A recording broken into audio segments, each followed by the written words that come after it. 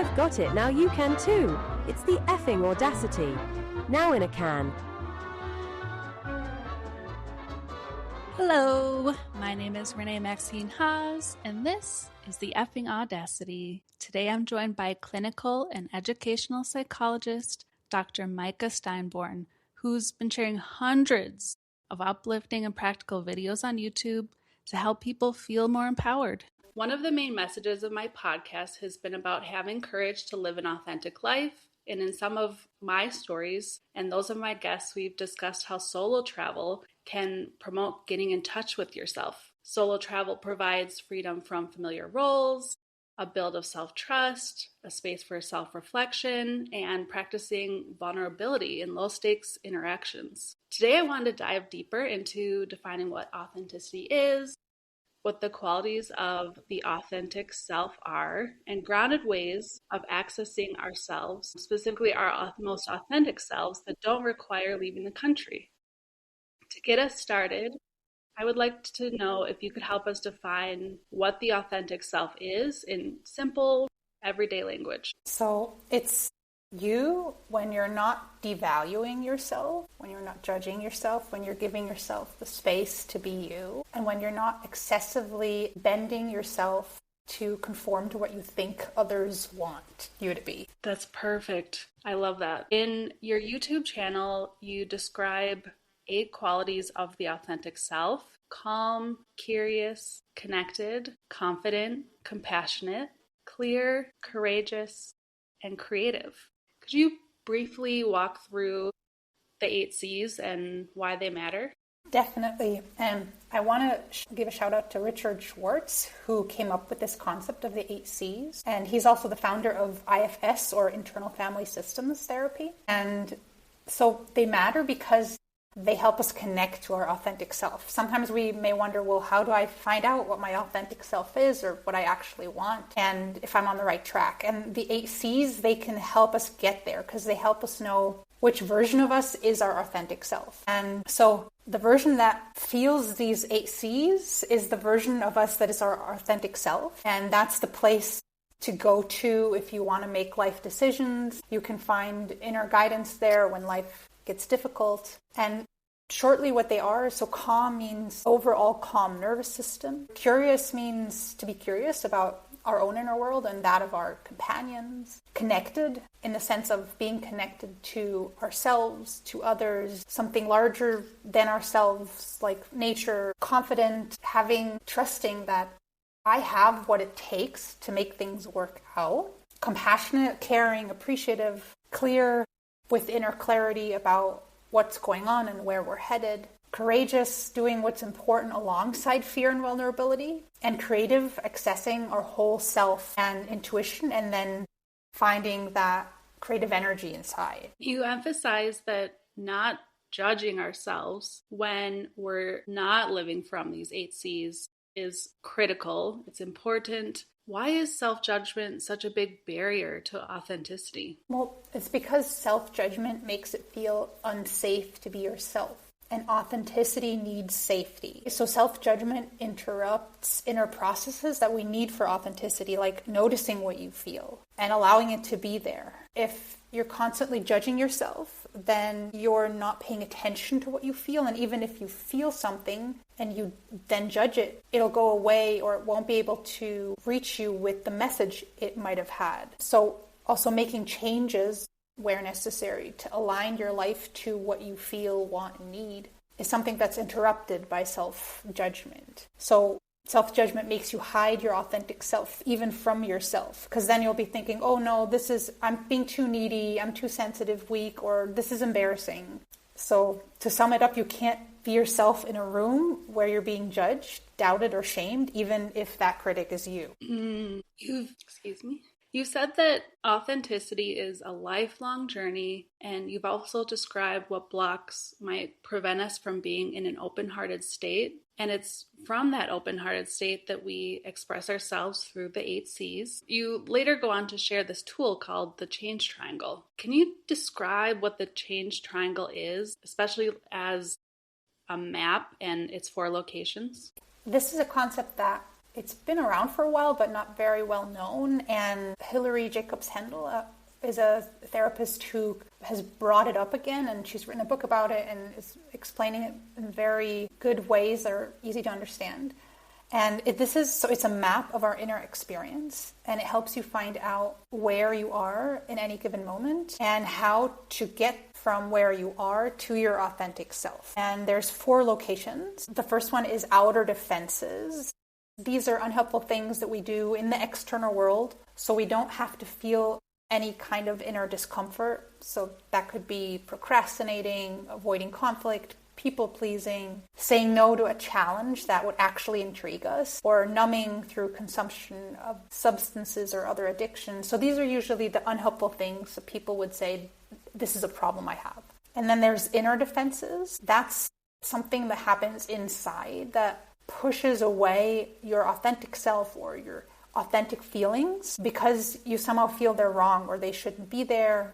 And it could also be feelings, but they're usually then the feelings that show up when we push our real feelings away. And then there's our core experience. So this is location number 3. This is our body and mind's authentic response to experiences we make without judgment. So these are our true wants, needs, likes, dislikes. This is what, if we were to follow these, would make us happy. And usually our core experience also has some important messages for us. And then there's number 4, the open-hearted state. And that is a healthy way of relating to our core experience that allows authenticity. It's an observer's position that's non-judgmental and is aware of our core experience and can allow it to be there and is accepting and compassionate, non-judgmental. Can you give us a few examples of outer and inner defense mechanisms as well as core experiences? One example could be somebody has a core experience of longing for something else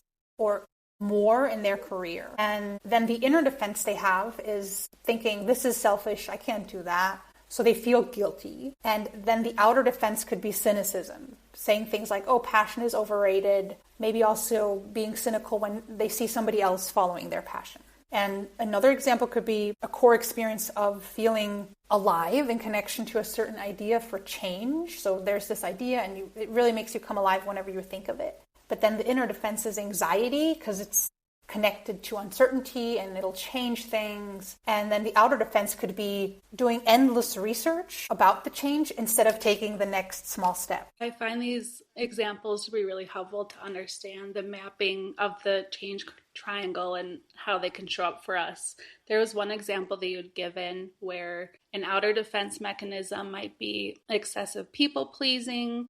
And what that looks like internally is this feeling of shame about not being good enough. And beneath that is this core experience of a healthy anger that they never learned to access. So in that example, if they were to walk through the change triangle, they identify their outer defense mechanism, that of being a people pleaser, and they walk it back through the map to an awareness of their core experience. In this case, anger, but it could also be emotion like fear or grief. And then once you have this awareness of what the core emotion is, the next key step is to then allow that core emotion to flow. But what does allowing that emotion to flow actually look like in practice? Yeah, that's a good question. That could mean a lot of different things. And it's not that hard. It just means pausing to notice what's there instead of distracting yourself from it or explaining it or trying to fix something. Looking, okay, what is there? What is authentically there? Not being afraid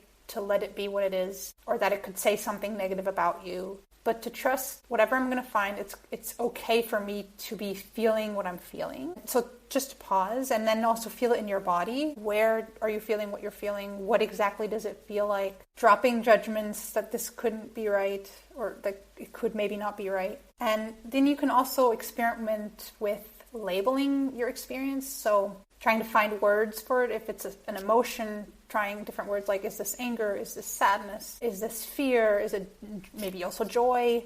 But it could also be different. Like it could even be a bigger sense than individual core emotions. It could also be like, I'm having the sense that, or like this is like an intuition that about something or just a sense about something. And once you've picked a word to label it, to maybe see, okay, does the word fit? What does it feel like if I use that word to describe it? And often when people find a word that fits, they have a moment that's like a moment of aha or release, because what feelings really want is they want to be seen. And once we've seen them and we've found language to describe them, often the pressure behind the feeling can relax, because then the feeling has done its job and it can ebb off again. And that's what I mean with flow, right? It can stop. It can flow off again, so to say. And what happens over time when we allow our core emotion to flow? We become healthier and more authentic and happier. Anxiety and shame decrease. We also experience an increased sense of self and inner clarity, trusting your inner signals, not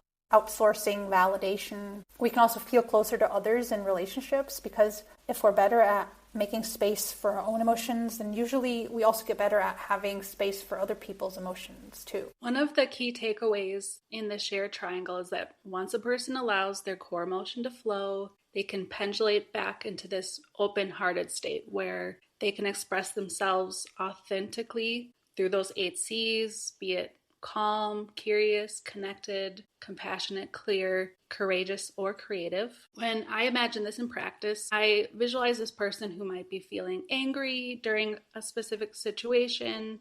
They allow that anger to flow, and before returning to a compassionate or calm state, they first fully feel that experience, name it, and then they're able to return back to this other state. In another example, I can imagine someone that is grieving. They allow that grief flow to fully feel it before returning back to a state that might feel more creative again. And then maybe the next day they're swinging back into that grief state, and then maybe back into that more open-hearted state. In this description, it's feeling whatever feels most real in that moment, and you're swaying back and forth between these different states. But I was wondering, is it possible for someone to be in an open-hearted state alongside a core experience? Definitely. And I think that is actually, the more we practice it, the more that's where we get to, that we're not so overwhelmed and swallowed up by individual emotions, but that we can be angry, but also with a sense of observing it with a tinge of calmness and a tinge of, okay, I'm observing this also from a bit of a healthy distance from the calm, an open-hearted state. Or I can feel grief, but I can hold it with warmth also. So the open-hearted state is like just the fundament that's there and can carry you through experiencing these things and feeling less overwhelmed and swallowed up by these emotions. And so it becomes less and less of I'm swinging out of the open-hearted state and back into it, but I'm actually in it most of the time, and I'm processing emotions from the open-hearted state. I love that. It's definitely an aspirational state to be in, but also the reminder of not judging ourselves when we're not in that state, having compassion for ourselves when we're not living from that state all the time. And that's perfectly okay. If listeners take away just one thing from this conversation about living more authentically, what would you want it to be? To be more authentic, you have to know what you're authentically feeling in your core experience, and you have to prioritize your feelings instead of stuffing them aside or doubting them. So stop abandoning yourself when you feel something important. I love that. Where can people find more from you? So I have a YouTube channel, and they can find lots of videos there about these topics and other topics. And also they can check out my webpage to get information about, I have an online community with weekly live sessions where I answer questions that everybody's welcome to join. And all the information to that is on my webpage, which is my name. So it's www.maikasteinborn.com. Thank you so much for joining us and giving us grounded advice for being our more authentic self. Well, thanks for having me. This was a real joy. I've already witnessed how my story has inspired big decisions in others' lives. And by sharing this podcast, you're helping these messages reach those who are on the cusp of their next soul-driven journey. It's exciting to know that if you share this podcast, it will, without a doubt in my mind, lead to great joy in someone's life. Be a part of creating a ripple effect that inspires the world to have courage and live authentically.